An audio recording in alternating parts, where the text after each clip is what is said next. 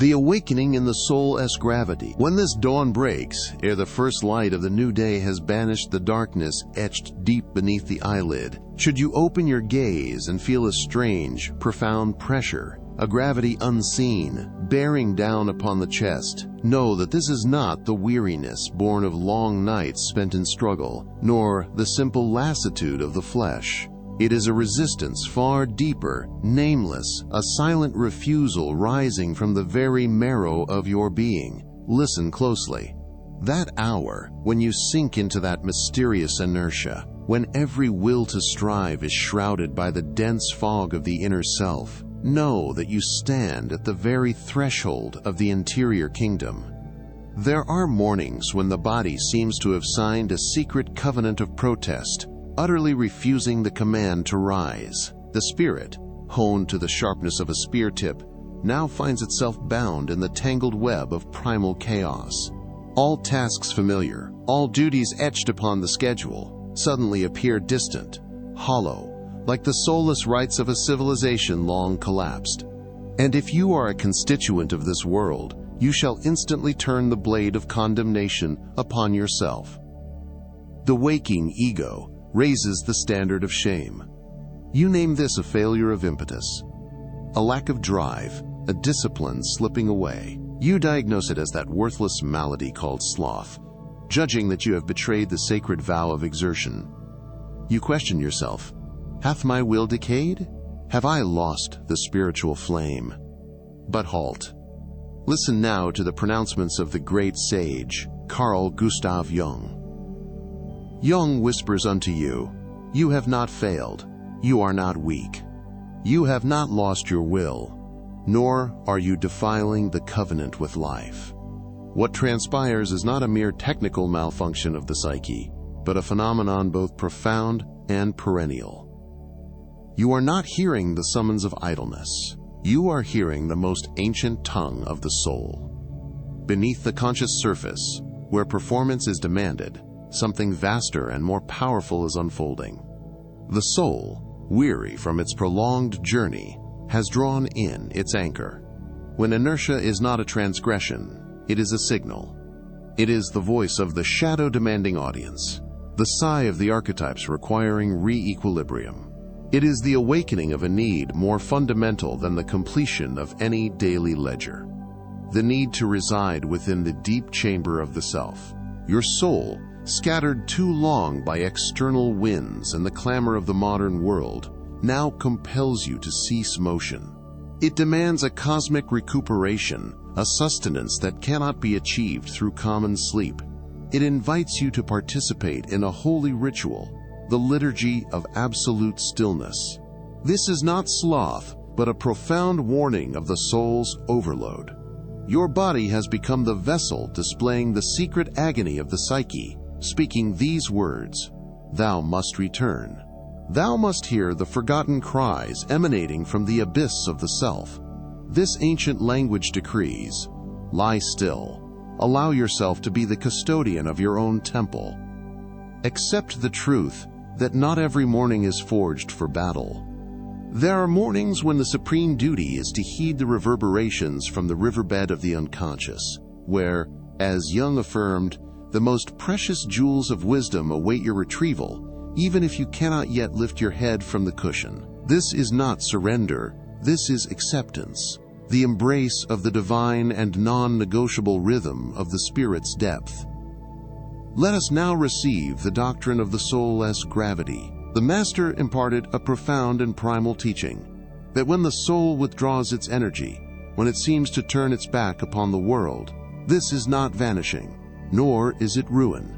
Nay, it is a divine act of settling. It does not dissipate into the void. It condenses, hardening into an unfathomable density, and thence begins to speak. It whispers through the stillness, through the leaden inertia of the body, and through the cold, sudden chasms that occupy the mind. It sends forth a core identity message, a warning that the flimsy consciousness of man has willfully avoided, feigning deafness, ignoring for an age. The terrible gravity you now perceive, the oppressive weight that threatens to fracture your very bones, this is not the catastrophic collapse of the spirit. It is, in truth, the genesis of the greatest work, the Great Reconstruction. 1. The worship of speed. You dwell within a chaotic epoch, a civilization built upon the ceaseless adoration of movement, of velocity, and the cult of limitless productivity. This is a world that bows before the idol of performance, where personal worth is measured solely by the tally of tasks completed and by an emotional display that must never falter. They demand you be perpetually radiant, eternally joyful, forever ready. It is an environment that celebrates the frantic sprint, even when your soul is shredded with every step, and it condemns stillness as an original sin against the doctrine of endless occupation. In this culture, your silence is deemed an intolerable declaration of rebellion. 2. The absolute authority of the true self. But mark this well. The true self, the most profound kernel of your being, does not heed the mandates of the upper culture. It is not bound by fleeting tastes, nor market demand, nor societal expectation.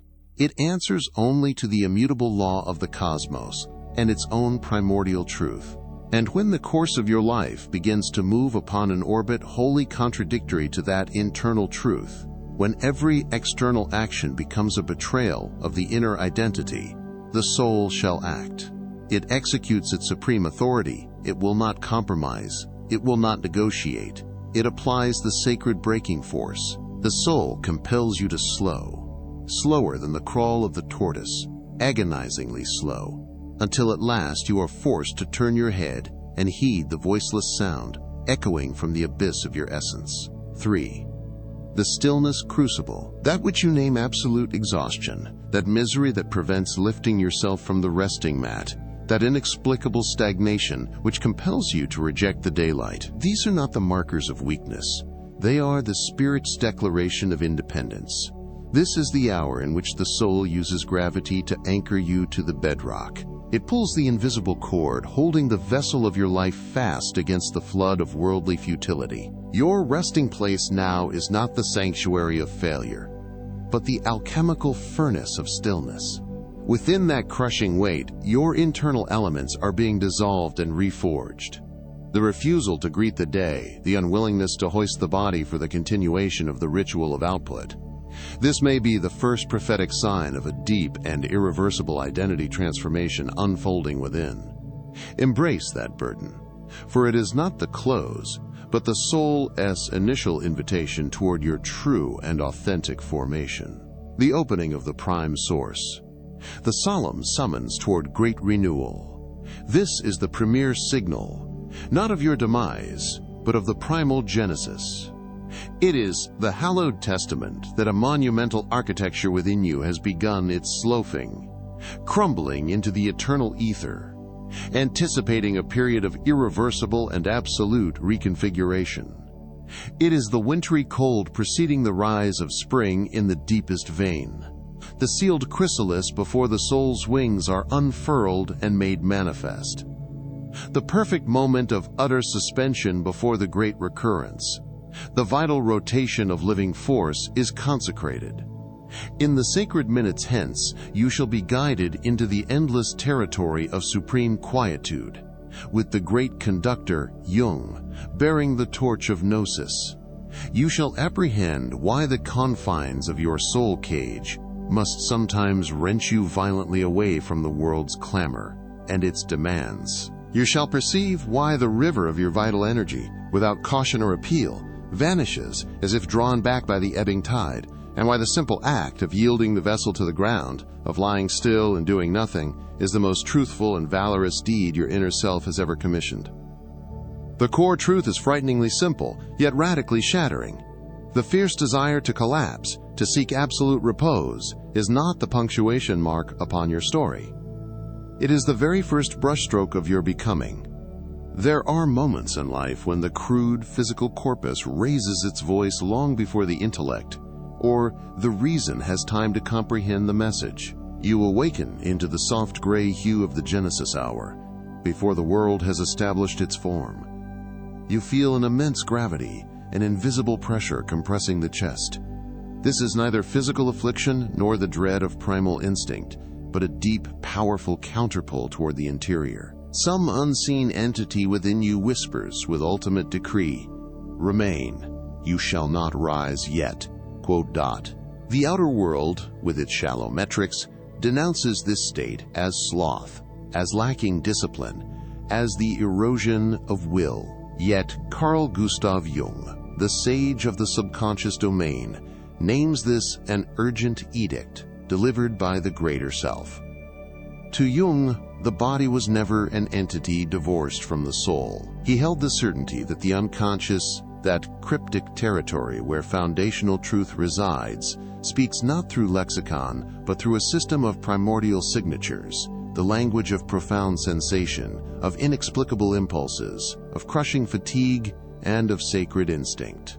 When you sense that fierce and peculiar resistance to all movement, when every muscle fiber, every nerve strand refuses to join the noisy and vacuous symphony of the new day, this is not the collapse of your resolve. That is the silent insurrection, an armless revolution commissioned by your internal cosmos. It is the declaration of war waged by your core truth against a life form, a societal mantle, a role you accepted too long, which has now become confining and deeply treacherous to your essence. The body has become the oracle. This chronic exhaustion is not a deficit of power, but a shield of protection erected by your deepest wisdom. It bars you from squandering precious resources upon actions that no longer serve the evolution of the soul. Jung taught that when the soul demands unqualified rest, it is enacting supreme justice upon itself. Modern civilization views repose as a mere luxury, a reward claimed after labor, but the theology of the unconscious pronounces rest as a prerequisite condition for hearing the inner voice. Your lying still is not passivity, it is an act of sacred accumulation of potential. Just as the fallow field requires a period of hibernation to hoard nutrients for the coming harvest, your spirit demands a profound withdrawal to digest vast experiences, to process shattering information, and to reconstitute the scattered mental map. Honor that heaviness. Bow your head before that exhaustion, for it is precisely within the measureless stillness of that motionless instant, when you have forsaken all efforts of control and action, that the portal of becoming is truly unsealed.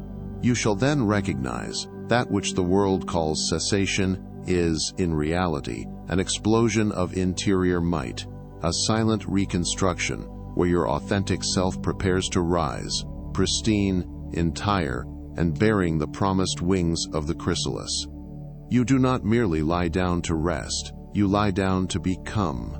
The prophet C.G. Jung, in his own philosophical epic, contemplated the deep workings of the soul. He discerned that the invisible burden which crushes the human spirit does not afflict the indolent or the weak. On the contrary, this weight of the world most often grips the most resilient souls, those replete with interior might, yet compelled to dwell in a state of fundamental misalignment, a tragic schism between inward yearning and outward shell. The life external, the stage upon which the social drama unfolds, demands of them ceaseless performance, relentless placation, and bottomless ambition. They must don the mask of flawless perfection, playing the role of the conqueror, the caregiver, or the willing victim. Yet the inner life, the deep sanctuary which pleads only for naked truth, is starved, denied, and commanded into silence. When these two spheres, the truth of the soul and the mendacity of habit, drift too far apart, a resistance, silent and absolute, is initiated. The mind, the organ of logic and rationalization, attempts to justify, to compel, to seek motivation from external rewards. But the soul, the very vessel of life's essential vigor, executes a strategic withdrawal. The vital force is recalled from the deceitful script. The body slows, becomes heavy as lead, weary without visible cause, refusing to participate in a race that is not its own. This is the response of life itself.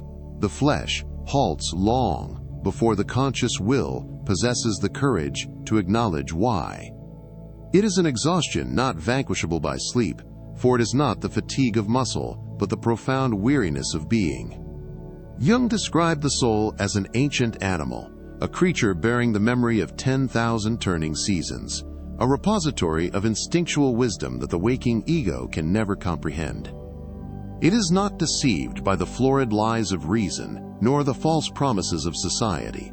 This ancient animal knows when the sky is about to turn. It senses the shifting of the life seasons long before the eye beholds the first signs.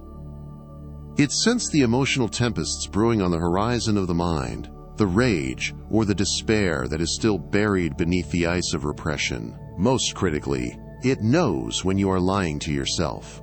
It perceives when a chapter of existence has closed definitively, even if your stubborn will clings to it still, attempting to write nonsensical paragraphs into a book that is finished. And when the gulf between the authentic self and the mere procedures of living becomes too vast, the ancient animal, in an act of supreme protection, pulls the emergency cord.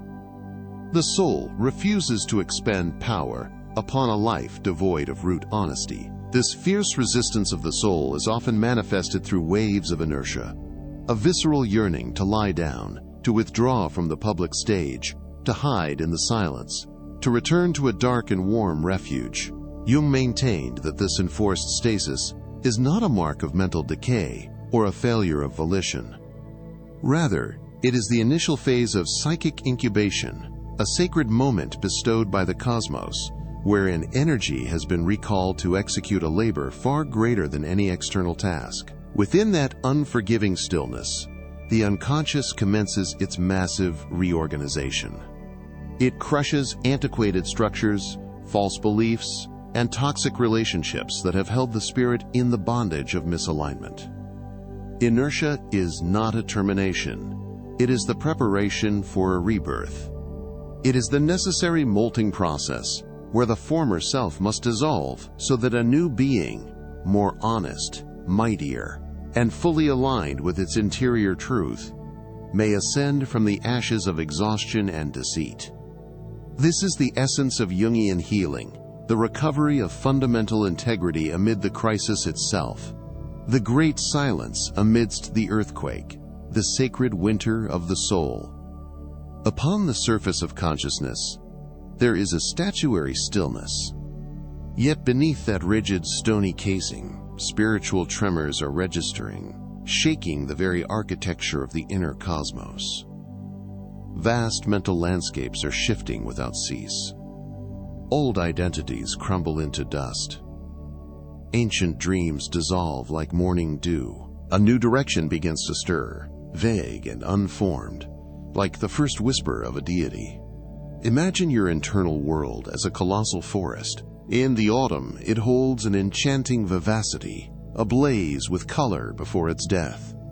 But in winter, it appears utterly lifeless, a cold hush dominating every branch. Yet the profound truth resides in the deepest layer. Beneath the rigid, frozen earth, life labors in absolute silence. The roots clinch the ground to hoard their strength. The tough seed retreats into its shell to shield the nascent future. Energy tacitly accumulates, awaiting the triumph of spring. Carl Gustav Jung believed the soul adheres precisely to this cyclical rhythm. When you feel the overwhelming compulsion to lie still all day, when you cannot compel yourself to engage with the world's transactions, it may signal that you are entering the winter of your inner forest, a moment of sacred glaciation. Here, rest is not a luxury. It is a sovereign necessity, an act both sacred and mandatory. The critical difficulty is that modernity bears no patience for winter. It demands an eternal summer of output and achievement. It venerates ceaseless movement and harshly condemns any pause, any delay. Yet the human psyche cannot perpetually bloom. It must retreat. It must contract. It requires time to metabolize the experiences of the dark, to reorder the internal cosmos within the void. And this internal winter is often activated when a major program in your life has concluded, even if the outward shifts have yet to manifest. Many who experience this profound heaviness describe the bizarre sensation of being trapped between two realms. They awaken with the conviction that the life they are currently living feels too small, too cramped, as if the old garment of identity no longer fits, choking the spirit. They intuit that a shift must occur, but they do not yet know the shape of that transition. Jung believed this is the precise moment the unconscious begins to rewrite the inner map itself. The worn path no longer leads where the soul yearns to tread. And the body knows this first. It acts as prophet and anchor. It compulsively slows you down, preventing flight toward the familiar. It holds you captive, prohibiting a desperate dive into meaningless distractions. It forces you into an uncompromising confrontation with all that you have sought to avoid. Silence becomes the gate, exhaustion, the guru, and the yearning to lie down becomes the only compass, pointing directly toward the direction of transformation. This is why Jung emphasized that the physical body must be listened to deeply, never feared or scorned.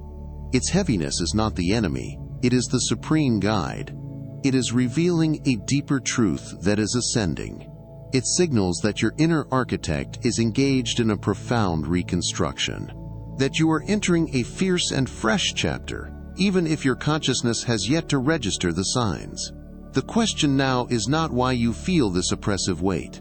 The true question is, what deep and mysterious truth is it striving to unveil? And that very mystery opens the door to the 5 holy communions of spiritual exhaustion that Jung observed. Each communion carries its own coded message, each pointing toward a distinct form of revelation and transmutation. The silent scripture of weariness, the 3 forms of the soulless messenger. The ancients, and those sages who map the interior geography, taught that within the inner cosmos, no phenomenon is merely accidental. And among the deepest ciphers, Carl Gustav Jung perceived a profound and terrible truth. That which we call weariness is rarely the sigh of the flesh, but is more often the encrypted form of an urgent and pivotal counsel. Jung deemed exhaustion not a failure of will, but the coded speech of the inner world, a divine intelligence unveiled through the sudden paralysis of the active self. Each type of lassitude holds its own specific cadence, whispering a distinct truth and demanding a commensurate response. When we learn to read this silent scripture, our fatigue ceases to be a burden and is transfigured into a revelation, a solemn vow of renewal. He cataloged this spiritual inertia into 3 sovereign forms, 3 desperate summons from the watchtower of the true self. The first pattern, the weariness of soul misalignment. This is the fatigue that arises when the architecture of the external life no longer corresponds to the foundational values of the inner life. It is not the weariness born of excessive labor, but the draining of energy necessitated by performance, by continuous and strenuous acting. Jung observed that when the individual moves through tasks once meaningful but now hollow, when conversations sound like rehearsed scripts, and when duties become heavy as unseen manacles, the system of the spirit begins its automatic retreat. Even resounding success carries a cold and alien flavor. He called this the psyche's resolution of non-cooperation. The soul is a shrewd regent. When it perceives that its precious vitality is being invested in a life designed solely to court approval rather than to affirm truth, it quietly refuses to participate. The soul withdraws its primal vitality. The body slows, not from insufficiency, but from deep and principled protest. The stagnation is an act of radical honesty. It is the unspoken testament. I cannot continue to build monuments to a fraudulent existence. This exhaustion is a clarion call, compelling the self to reinforce the inner boundary, to demolish the shrine of pretense, and to erect the altar of the authentic self. It demands a brave and terrifying soul surgery. The second pattern, the weight of unprocessed mourning. A significant portion of the heaviness we feel in the present does not belong to this day, but to the unacknowledged battlegrounds of the past. This is the accumulated weariness from losses never truly faced, endings never honored, and versions of ourselves that perished in silence, without ritual or sepulchre. Jung described unprocessed sorrow as a vast psychic sponge. It does not dissolve. It sinks deep into the subconscious cellar, where it continuously absorbs vital energy. We feel weary because a fragment of the spirit remains tethered, perpetually maintaining a silent funeral. That lassitude is the drag of anchors we have failed to cut away from the vessel of our lives. The pain awaits formal acknowledgement, the grace of permission to let go. This fatigue is an appeal. It is a petition to stop and fully feel what has been forfeited.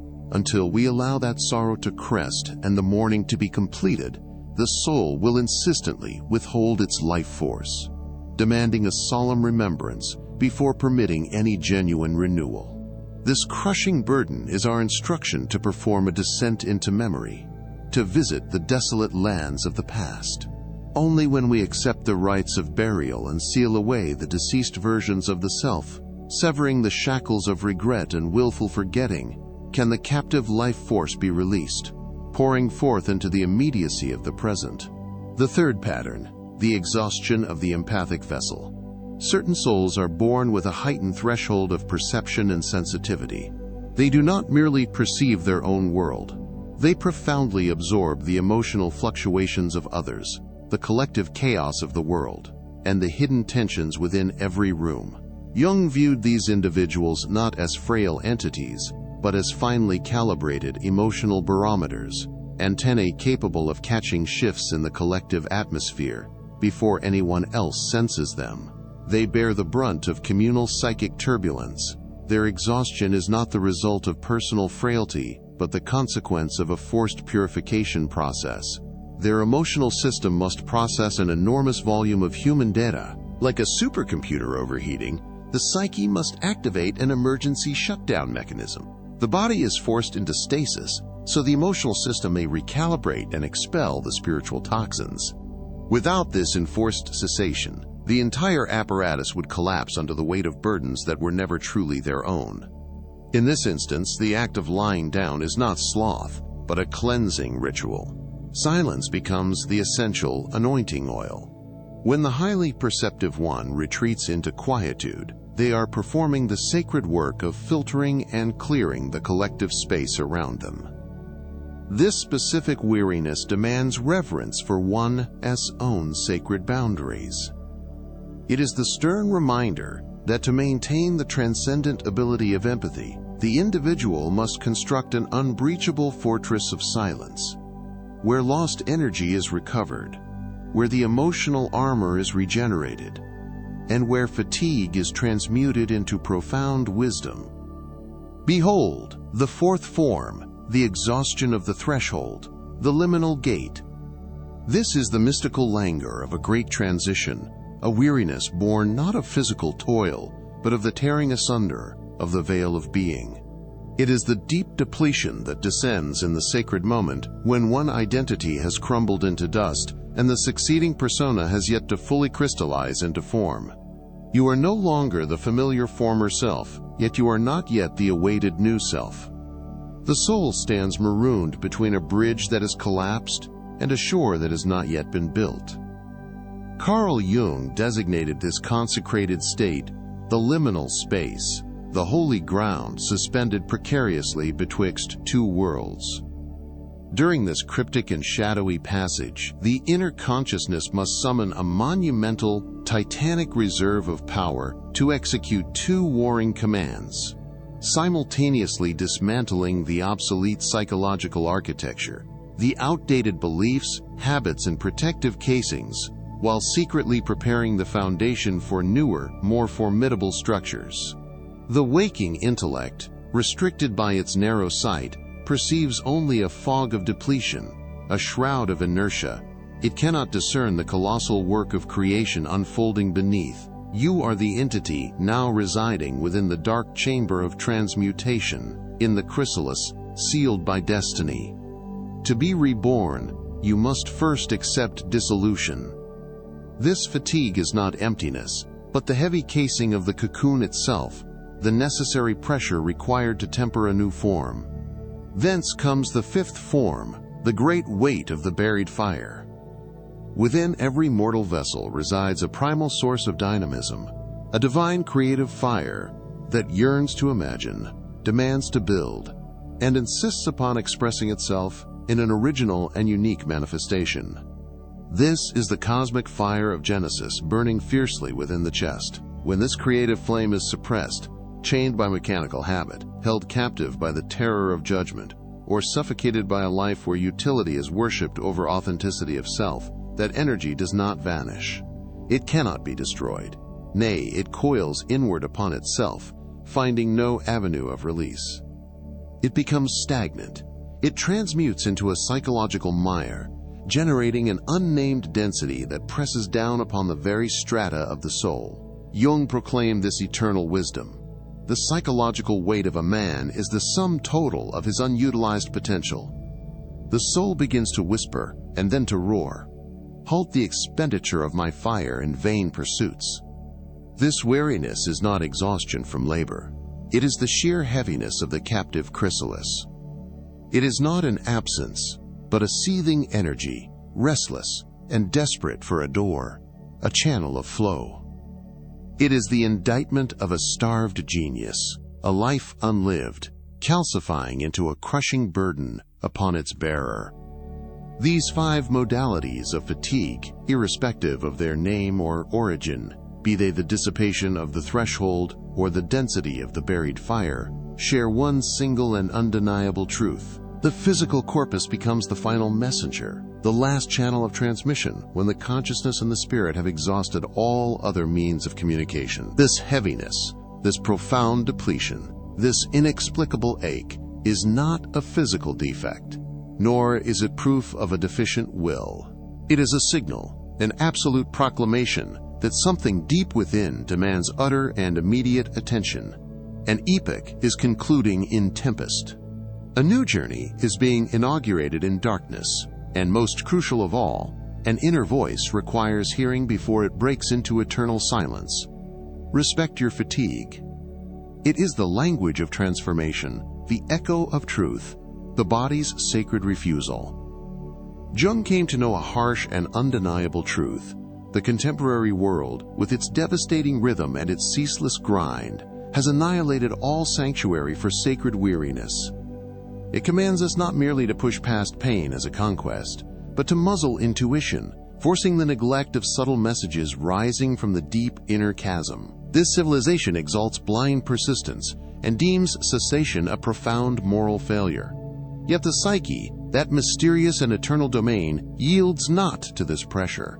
It refuses the shallow dictates of the superficial will. The soul, in its primal nature, bows only to truth.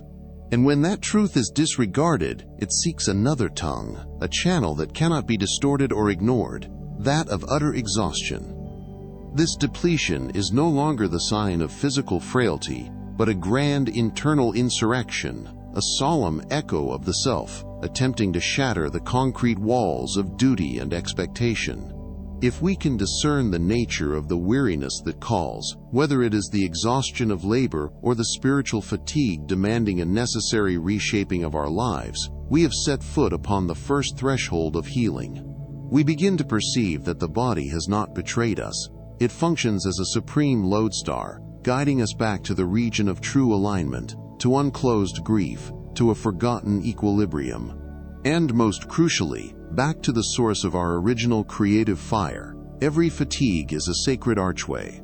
When we pass through it with courage, we understand why the soul resolved to anchor us, to halt us, before the intellect could fully comprehend or intervene with its familiar rationalizations. This forced cessation is not an ending, but the mandated mooring point preceding a great spiritual transposition. Jung asserted that the body, this physical vessel we often dismiss, is vastly wiser than the conscious mind. The body is the repository of primal wisdom, the deepest receiver of signals. Long before we entertain the thought that something is amiss, the body has felt the tremors, signaling the cosmic misalignment. Long before we possess the courage to admit a path has reached its terminus, the body refuses to advance, pressing its feet to the earth with an unyielding inertia. And long before we grasp that a crucial internal transit is underway, the body slows, utilizing weariness as a profound tether, holding us in place until we are compelled to hear the silent echo of our own being. This is why the aching desire to lie down, to receive unconditional repose, often generates such profound confusion.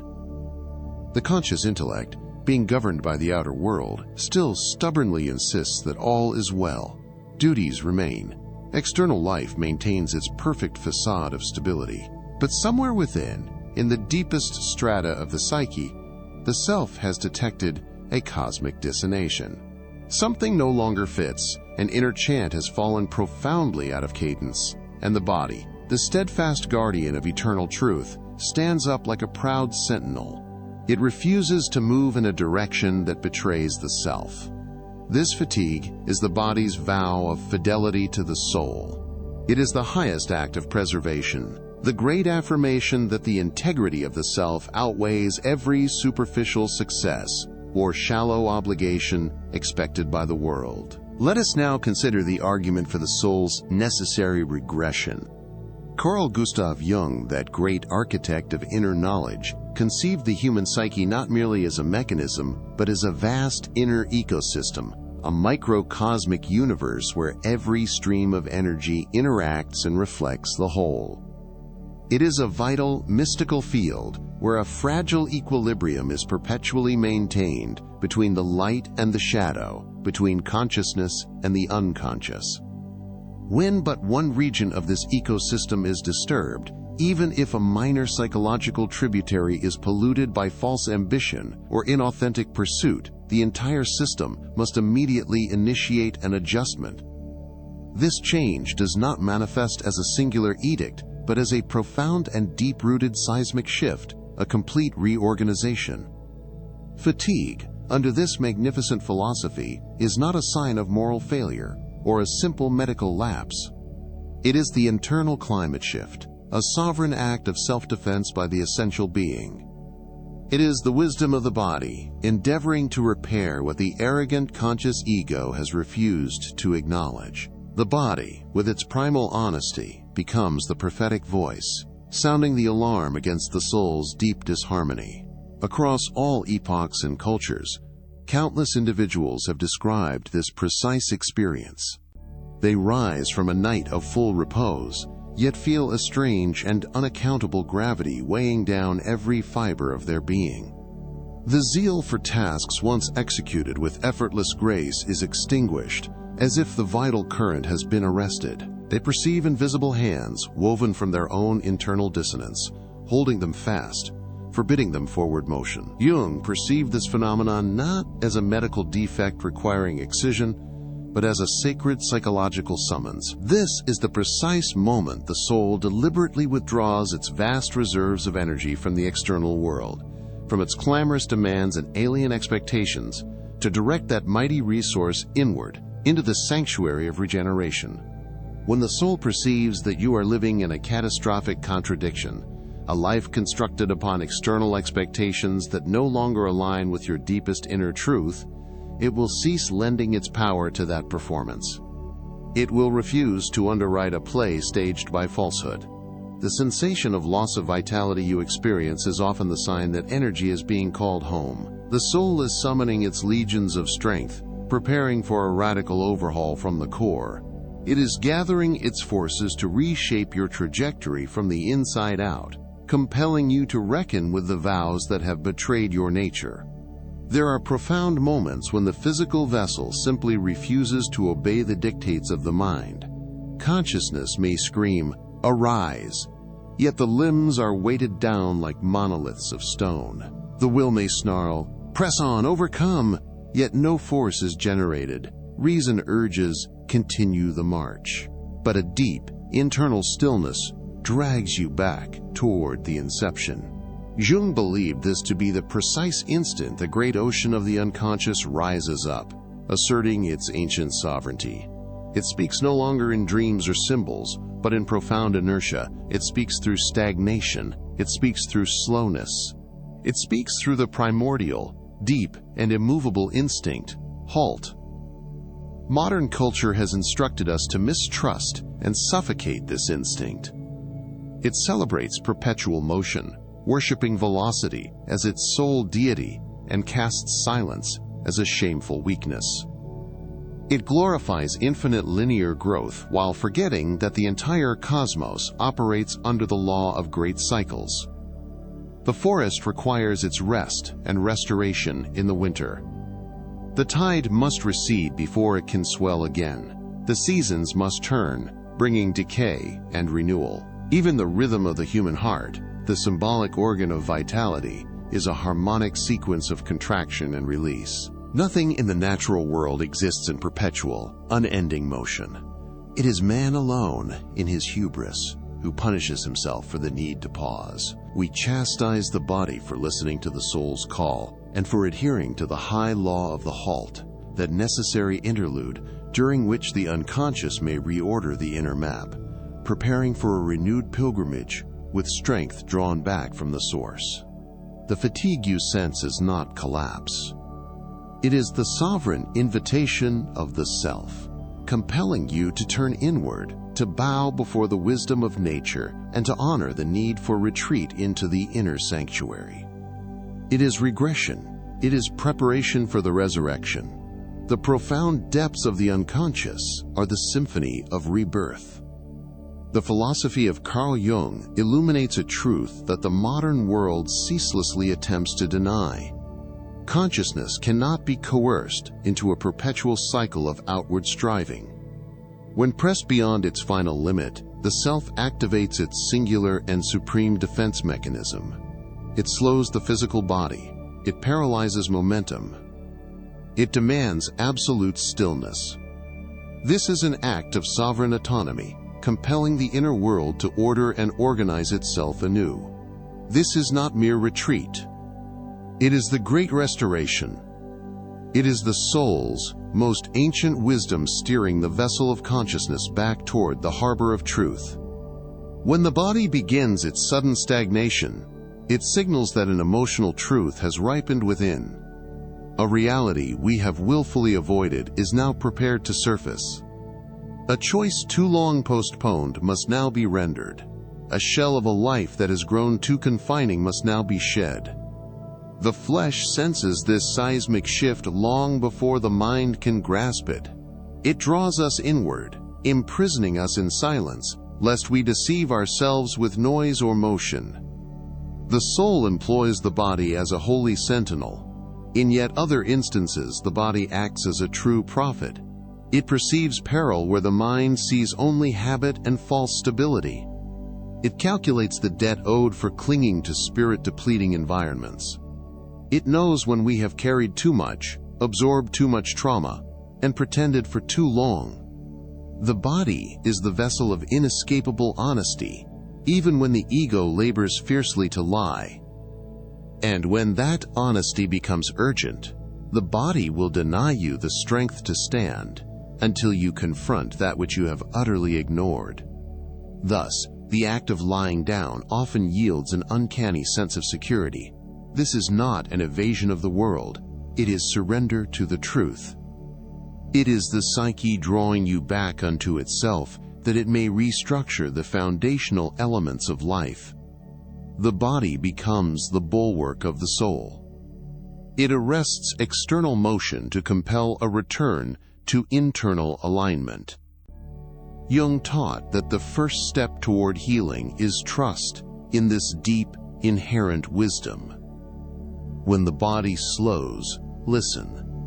When the mind resists the quiet, halt. When energy inexplicably vanishes, gaze inward. Something is striving to awaken. Something is struggling to shift.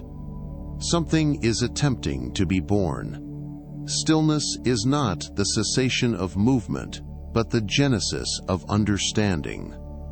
Jung believed that silence is not the absence of life, but the great forge of the unconscious. Where the outer world sees you lying motionless, Jung saw you entering a sacred sanctuary, where the soul quietly reforms itself. What appears to be emptiness on the surface is often the most profound activity occurring within. He termed this the period of psychic incubation, a phase where the unconscious toils beneath the threshold of perception, digesting past experiences, collecting the fragments of forgotten truths, and weaving them into a new pattern of existence. During this time, the conscious mind may feel hollow, stagnant, or indifferent, but the deeper self is intensely alive, rearranging the internal architecture of the person you are destined to become. Imagine a forest in winter. The trunks appear immobile. The branches seem lifeless. The earth looks frozen solid, yet beneath that veil of silence, the roots labor in the darkness, drawing sustenance. Seeds prepare to cleave open for the spring. Life has not vanished. It is reorganizing. Jung believed the human psyche operates according to this same cyclical, seasonal rhythm. When you feel drawn towards silence, the soul is entering its own winter of regeneration. The modern world fears this psychological winter. It interprets stillness as failure. It views rest as a threat. It demands perpetual growth, even when your spiritual soil is utterly depleted. Yet the psyche does not develop on command. It grows through sacred rotation, movement, then cessation, expansion, then contraction, illumination, then shadow. Silence is not the pause of life. It is the necessary repose for transformation to become possible. This is the pattern inscribed by the divine into our very nature, ensuring that return to the source is the only true path to wholeness. Trust the ancient rotation. Let the body fulfill its highest office, to become the gateway to the unconscious. When the body surrenders itself into absolute stillness, the soul begins its inevitable pilgrimage homeward. This is no mere act of common rest. This is a cosmic withdrawal, a rite of repair for the scattered remnants cast adrift by the gales of stress, the crushing weight of expectation, and the long seasons endured under the yoke of emotional depletion. Stillness becomes the invisible architect, quietly gathering the lost stones of your being, rebuilding the fractured foundation. It brings them home, into the profound center of the self. It begins the arduous task of mending the torn fabric, reinforcing the spiritual walls grown thin to the point of transparency. In this moment of deep sanctuary, you are being prepared for a new iteration of life, one that demands authenticity greater than any fear that has ever held sway. Within this profound settling, the great psyche commences a grand inventory. The unconscious delves into the vast repository of stories you have told yourself, sorting them with cold objectivity. It casts out the narratives that no longer serve your ascent, the ancient illusions, the hollow promises, the self-imposed limitations forged by fear. It illuminates only the tales that carry the seed of undeniable truth. Stillness forges new neural pathways, vast thoroughfares for the future of insight. You may feel paralyzed or submerged in a dense fog because the conscious mind has been commanded to recede, yielding the ground so that deeper processes may unfold. This is why C.G. Jung was adamant. Stillness is not squandered time. It is holy labor. The soul performs the work the ego cannot sustain. It executes the rite of psychological alchemy, transforming painful experience into the pure gold of wisdom, converting blind confusion into the torch of discernment, and dissolving the illusions that held you captive in a cage. What you perceive as merely lying down is, in fact, a return to the earth, where the soul can strike deep roots once more, absorbing the vitality of primordial life. Multitudes fear this silence, for it compels confrontation with the truths they have willfully sidestepped. As the outer world settles, you begin to hear the submerged parts of yourself find voice. You feel the gravity of things neglected. You hear the lament of the dreams you cast aside. You recognize the specific depletion toxic connections have drained from your spirit. Stillness strips away every husk of distraction, laying bare what the soul has known for ages. Jung believed this confrontation is not meant to destroy you. It is meant to prepare you. Before any great transformation, the spirit must descend into shadow. Before illumination breaks forth, the mind must be rendered mute. Before rebirth, the soul must retreat. This is the immutable pattern woven into nature, into myth, into every deep psychological process. The heroes must vanish into the deep cave. The prophets must hide in the desolate wilderness. Jung himself retreated to his tower beside the lake when his inner transformation commenced. Your body mirrors these ancient rites. When it demands you lie still, it guides you into your own internal cave. It invites you into the shadow region, where the old self dissolves and the new self is forged. You are not slothful, you are becoming. You are not falling behind, you are falling within. And in that deep inward fall, a phenomenal event transpires. A space opens where truth may rise, uncontested by clamor. A quietude descends where clarity can alight. A softness grows where harshness once held dominion. This is the cradle of renewal, the precinct where the future iteration of you draws its first true breath. When stillness issues its call, the duty is not to resist it. The duty is to enter it with all due reverence, for within that stillness lies the blueprint of who you were designed to become. In the moments the world falls silent and your body refuses to rise, a profound dialogue commences. It is a conversation without words, without syntax, devoid of logic. It is the soul speaking through symbols, through pure sensation, and through drifting fragments of emotion. Jung termed this the inner dialogue, the meeting ground between the conscious self and the immense landscape of the unconscious. Most dare never step into this space, for they dread what the silence might divulge. They rush headlong into distraction. They drown themselves in noise, taking pride in ceaseless motion because movement guards them from the truth. But when the body grows heavy and the will softens, you are granted an aperture, an invitation to heed. The great psyche does not speak in the sterile language of thought. It speaks in images that surface without need for explanation, in abrupt memories that revisit, in primal affects, and in dreams that haunt even upon waking. Jung believed these fragments are the alphabet of the soul. To understand them, you must not analyze. You must permit, you must receive, you must track. He taught that whenever the heaviness descends, you may begin a sacred practice. Seat yourself in stillness. Take up the pen. Let the hand move without forethought. Write down the images that ascend, the sensations that drift, the strange scenes your mind displays like distant lanterns flickering in the dark. Do not judge. Do not refine. Let the unconscious naturally reveal its map. This is the essence of active imagination. It is not fantasy. It is an honest confrontation, a meeting between the person you pretend to be and the person you truly are. In this space of dialogue, the soul offers its clues. An image of a locked door may appear. A river may flow through your mind's eye. A child might stand solitary at the edge of a field. These scenes are not arbitrary. They are messages encoded in the dialect of the deep mind. Jung taught that in the moments of heavy stillness, you may ask yourself 3 sacred questions. First, what am I guarding myself against? Second, what in my life no longer serves my rightful growth? Third, which version of myself is now demanding to be born? These questions are the key. You must not compel the answer. You must allow the unconscious to respond in its own voice.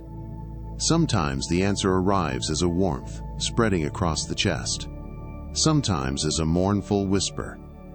Sometimes as a memory you had long forgotten, now blazing with new meaning. Sometimes the body trembles slightly, as if releasing a truth too long held hostage. The soul does not speak loudly, it speaks truthfully. In this internal expanse, the weariness you feel becomes more than physical depletion. It becomes guidance. It tells you that a chapter is sealed. It tells you that an old identity is dissolving. It tells you that you have outgrown the life you fashioned when you were small, when you desired less, when you feared more. This heaviness is the sacred boundary the soul draws in the sand, proclaiming, "No more to that which has drained your vitality." Jung believed this dialogue is the watershed of transformation. When you cease fighting the stillness and begin to heed it, something shifts. The heaviness softens. The fog begins to lift. You feel the nascent presence of an authentic self emerging beneath the husks of old expectations. You begin to recall what you truly desired before the world instructed you what you ought to want. The unconscious does not seek to oppress you. It seeks to reorganize you. It seeks to guide you toward a life aligned with your truth rather than your fear. In this silent communion, you discover that the soul does not punish. It protects. It does not weaken you, it prepares. It does not silence you, it speaks through you. And it speaks most clearly when the body is still, when the noise dissolves, when the world ceases to pull you away from yourself.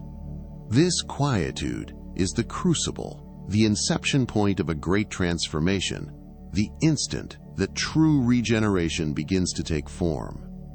It does not arise from external forces, nor through the dictates of the world, nor the clamor of the multitude. Authentic change is conceived and nurtured only within the deepest abyss of the self. It is a subtle shift, a delicate awakening, a new trajectory taking shape like the first light of dawn hidden behind an unknown ridge. The modern age, in its relentless fervor, has made an idol of movement.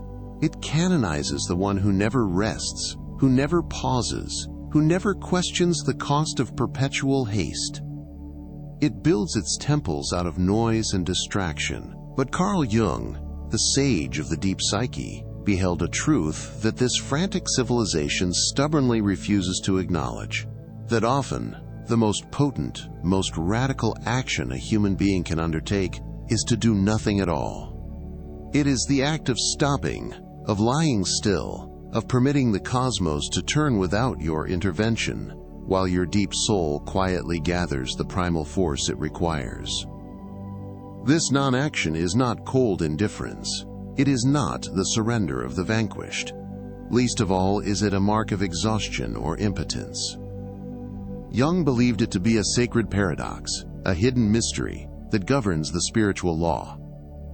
When the outer ego is rendered perfectly still, the inner self commences its true mission. When the relentless striving of the will releases its hold, the spirit assumes command. When you cease to compel life into a predetermined course, you truly allow the deep rhythm of your being to rise. Consider the chrysalis. Outwardly, it rests inert, seemingly barren of significant action. But within that sealed casing, a life is dissolving, reshaping, melting old structures to become an entirely new entity. That surface stillness conceals a fierce biological revolution. Jung taught that humanity undergoes such profound internal metamorphoses as well. The superficial self calls this halt stagnation, wasted time, a failure of productivity. But the soul names it alchemy. It is the transmutation. The fatigue you feel is not time carelessly abandoned. It is the solvent, the slow fire that dissolves an old identity, a psychological structure obsolete and unable to serve your growth. It is the silent masonry constructing a new foundation in the psyche, a framework that demands absolute stillness in order to bear fruit. Just as the forest retreats into winter to gather its resources for the coming spring, the soul retreats into the deep places to reconstitute its essential power. Man fears repose because he misunderstands its nature. He fears that to halt is to be left behind. He fears that the world will move on without his presence. He fears that doing nothing will expose weakness. But Jung believed the inverse. He believed stillness is the true sign of internal sovereignty, the ability to honor the truth of the mind even when the outer world screams its demands for performance and attainment. When you rest consciously and completely, You are choosing internal alignment over external expectation. You are choosing authenticity over pretense. You are choosing depth over velocity. And in this sovereign decision, a mighty process commences. The unconscious begins the automatic rearrangement of your life fragments, integrating ignored lessons, healing wounds you have carried, and purging the emotional detritus of months, even years. In the ancient traditions, the greatest shifts always transpired in absolute stillness. Leaders retreated to the solitary desert. Mystics hid themselves in solemn caves. Poets vanished into seclusion to find the wellspring of inspiration. Jung himself habitually withdrew to his stone tower by the lakeside whenever the spirit required reorganization. These withdrawals are not escape. They are initiations. Stillness is the portal leading to wisdom and mastery. When you lie down midday, when you feel unable to rise, your ego may panic, but your soul takes a profound breath. It views this pause as essential. It utilizes this stillness as a furnace. To forge change, your body is declaring that something within needs space, needs quiet, needs time. The psyche cannot transform amid the clamor of ceaseless activity.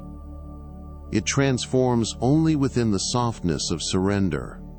And herein lies the golden paradox. The less you strive, the deeper you grow. The more you rest, the further you evolve. The more you honor the stillness, the more powerful and authoritative your next action shall be. This is the law of nature. This is the law of the mind.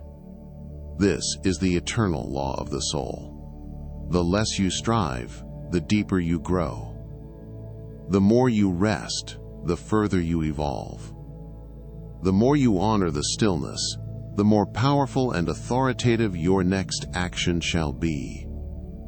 This is the law of nature. This is the law of the mind.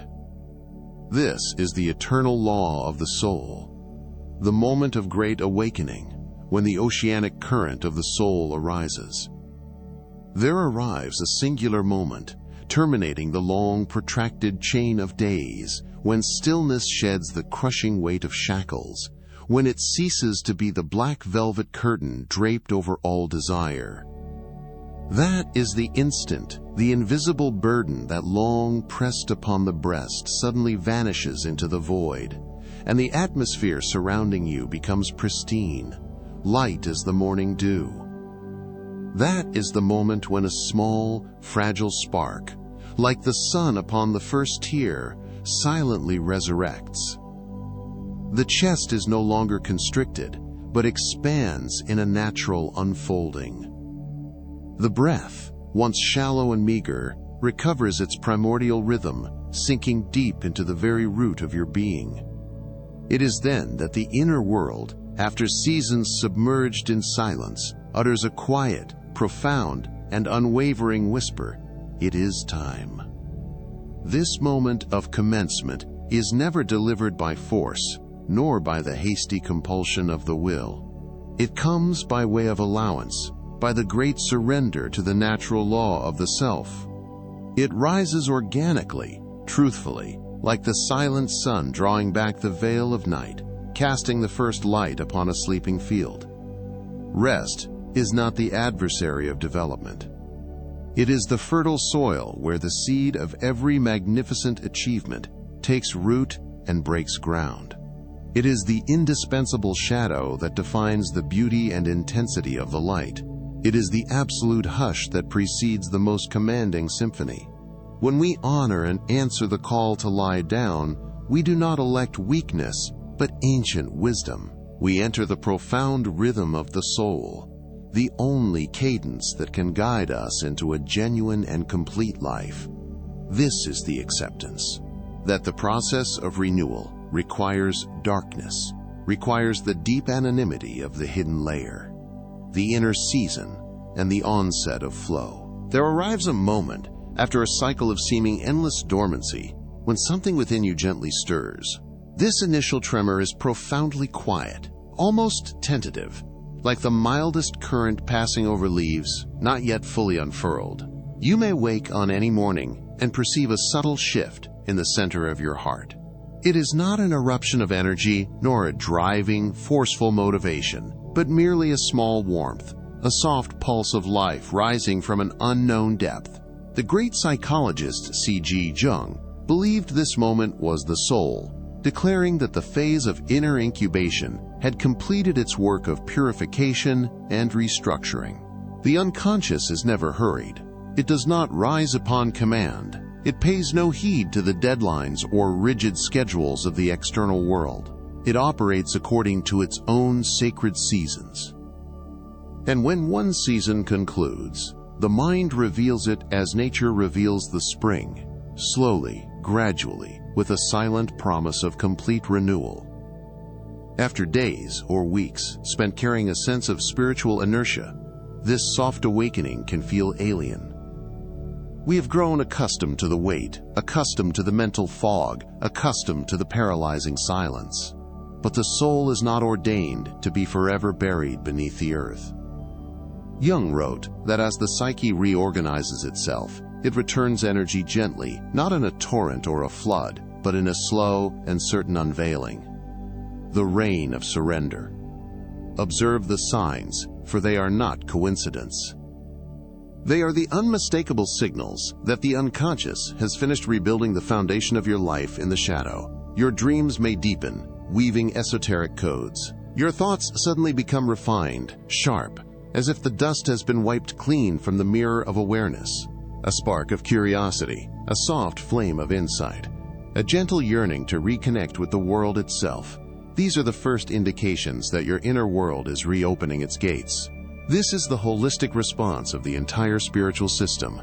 The energy that once felt constricted and trapped now begins to circulate. This liberation does not arrive because you compelled it with a will of iron, but because you surrendered long enough for the soul to mend those deep wounds the intellect could not reach. The stillness you once feared becomes the bedrock, from which a new, inherent power emerges. You will not need to drive yourself forward. You shall be carried by an inner oceanic current, an invisible but very real flow, which feels utterly natural, requiring no exertion, and truthful to the very core of your existence. This is the rhythm of life, returning to its own pure and endless nature. This is the rhythm of life, returning to its own pure and endless nature. For this very reason, Carl Gustav Jung emphasized that true regeneration, the resurrection of the self, can never arise from the lash of punishment or the harsh compulsion of external pressure. It can only blossom forth from a deeper, more sacred act, the act of listening, the moment of courageous pause, the absolute placement of faith in that abyssal wisdom which is the secret, hidden spring within the very core of the soul. When you dare to honor the invitation of repose, when you lower your sword and cast off the weapons on the battlefield of life, you do not merely stop. You are engineering an infinite space, a requisite chrysalis for the forming of the next self. And when that next self is ready to unveil itself, it shall approach you with absolute subtlety, like the dawn-piercing thick mist, without force, without haste, and without so much as a whisper of sound. The cruel cycle of collapse. Alas, how many souls have missed this subtle and sensitive moment of awakening, for they rush headlong back into the old molds the instant they perceive the first flare of surging energy. They return to the very life that had already drained their vigor and reduced them to ash. They pick up the exact burdens that had crushed their bones, and with their own hands, they muzzle the noble truth that silence had just revealed to them. Jung warned thus, "It is the immediate return to the old rhythms, the former habits, that is the singular cause perpetuating the cruel cycle of collapse and continuous exhaustion. This is the very trap set by the Reaper, where men mistake recovery for the mandate to run faster than they ran before. The slow ascension. Your sacred charge now is not a new race to compensate for what was lost. The supreme task is to rise slowly, to move with utter consciousness, so that the renewed energy may spread gently and deliberately, rather than erupting outwardly like an uncontrolled explosion of light. Your soul, having just completed a profound metamorphosis in the shadows, remains exquisitely tender and nascent. It requires soft motions, intentional choices, and structures of living that are truthful and transparent. It requires a life entirely commensurate with the truth. It's so laboriously reconstructed in the silence. In this moment of awakening, you shall realize with startling clarity that certain things which once served as your very reasons for existence now hold no attraction whatsoever. Certain relationships you strove desperately to maintain now feel heavier than iron shackles. Certain responsibilities you once bore now feel wholly alien to the new self. This is not retreat, nor is it weakness. It is the ultimate manifestation of wisdom. Your soul has naturally shed its husks, those rotten cloaks, and you cannot possibly pick them up to wear them again. Jung believed that transformation is not complete when energy returns, but only when you choose to wholly honor and protect the self that has risen from the depths of stillness. The new self of inner winter, the person who steps forth from the inner winter, is no longer the person who entered it. You move differently, you perceive differently, and you realize your own boundaries as clearly as the horizon line. You listen to the subtle warnings of the mind instead of drowning them out with clamor. You obey the delicate pull toward that which feels congruent to your core, rather than submitting to the expectations of others. And thus, the final truth of this exhaustion shines forth, clear as crystal. You were not broken. You were being opened. You did not lose energy. You were redirecting the stream. You were not left behind. You were being prepared for a greater estate. The very impulse to lie still all day was not the end of your story. It was the soul leading you into the deep chamber, where transformation must take place in absolute darkness. And now, as you slowly emerge from that chrysalis, the world outside appears utterly different, because you yourself have been changed.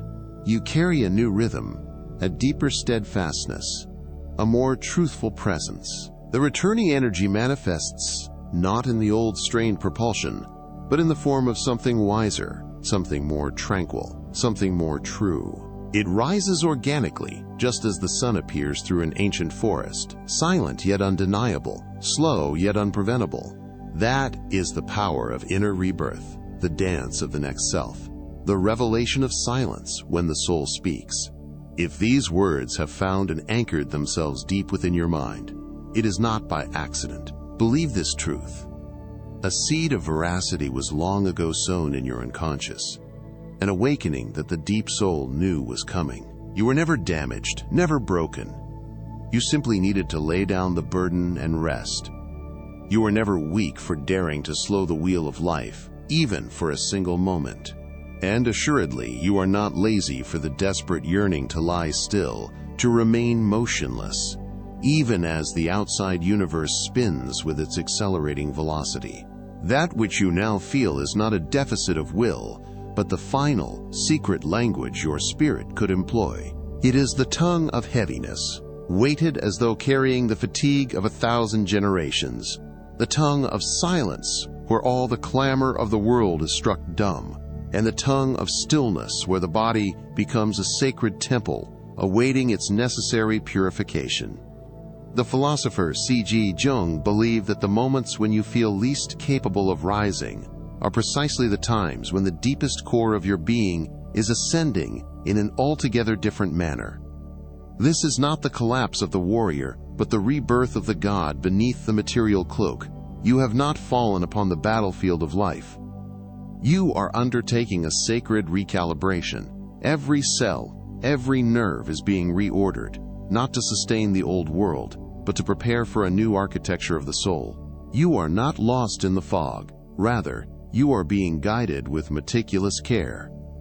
Exhaustion is not the end point, but the threshold leading onto a path that the old, frantic self, running to the siren call of productivity, could never have borne to tread.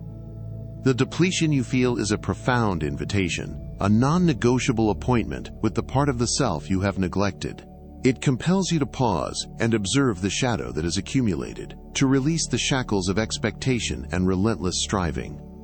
Weariness itself is the ultimate revelation. Stop. For a greater version of the self awaits its liberation. Therefore, the next time your vessel offers its final prayer, the plea of an engine running dry, do not curse yourself. Do not bury this message beneath the mire of guilt and social duty.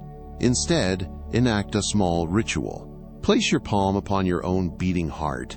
Feel its living rhythm and remind yourself of this truth. The soul always whispers gently, like a breath across the desert, and stillness is the first word it ever utters. Hear without fear, for nothing disastrous occurs when you retreat. Rest without shame. For restoration is a noble action, a reverence for the gift of life. Allow yourself to exist without resistance. Surrender the constant will to fight. A new version of you, more powerful, more true, is condensing in the quietude of this repose. That version requires space to breathe, and silence in which to unfurl its wings. You were not destined for a ceaseless conflict with your own body. Your highest purpose is to live in a deep peace treaty with inner truth. Rest when your soul summons you. Rise when it releases you, and hold the absolute conviction that both actions, the stillness and the ascent, are equally holy moments. Your next beginning is not an event pending. It is happening right now in this still instant. If any part of this message has found you and resonated with your inner experience, consider this. What form of soul weariness is present within you? Your story might help another who feels isolated recognize that their exhaustion is not a defect, but a grand origin. Let us continue to explore Jungian wisdom and the deep internal world most have not dared to touch.